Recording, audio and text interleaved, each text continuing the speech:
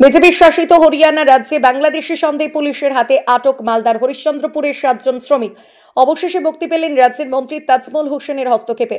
মুক্তি পাওয়া শ্রমিকরা ট্রেন চেপে ফিরছেন হরিশ্চন্দ্রপুরের রাঙ্গাইপুর ঠাকুরতলা গ্রামে।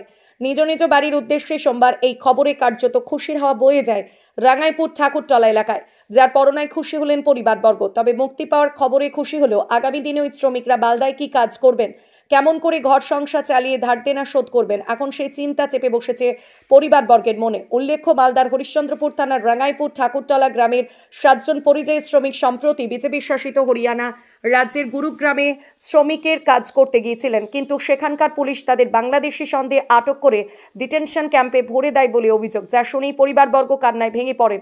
চরম দুশ্চিন্তা গ্রাস করে তাদের। এই খবর জানতে পেরে হরিশ্চন্দ্রপুরের বিধায়ক তথা রাজ্যের মন্ত্রী তাজমুল হোসেন হরিয়ানায় আটক শ্রমিকদের বাড়ি ফিরিয়ে আনার উদ্যোগ গ্রহণ করেন।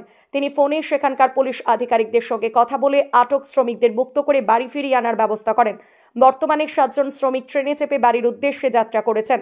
সোমবার গ্রামে গিয়ে মুক্তিপ্রাপ্ত শ্রমিকদের পরিবারবর্গকে এই খবর দেন মন্ত্রী তাজমুল হোসেন। মন্ত্রীর মুখ থেকে এই কথা জানতে পেরে পরিবারবর্গ যার পরনায় খুশি হন।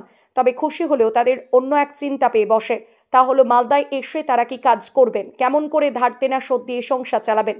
পরিবারবর্গের বক্তব্যে মালদায় কোনো কাজ নেই, তাদের বাড়ির পুরুষদের ভিন রাজ্যে যেতেই হবে, না হলে খাবার জুটবে না। এই বিষয়ে মন্ত্রী তাজমুল হোসেনকে ধরা হলে তিনি বলেন, মালদায় অনেক কাজ আছে। যে 7 জন শ্রমিক বাড়ি ফিরে আসছে তাদের সরকারি উদ্যোগে লোন পাইয়ে দেওয়ার ব্যবস্থা করবেন, যাতে লোন নিয়ে তারা কিছু একটা করে এখানেই খেয়ে কর্মে দিব্যি চলতে পারে। বাইরে যেতে হবে না, জালে হবে না।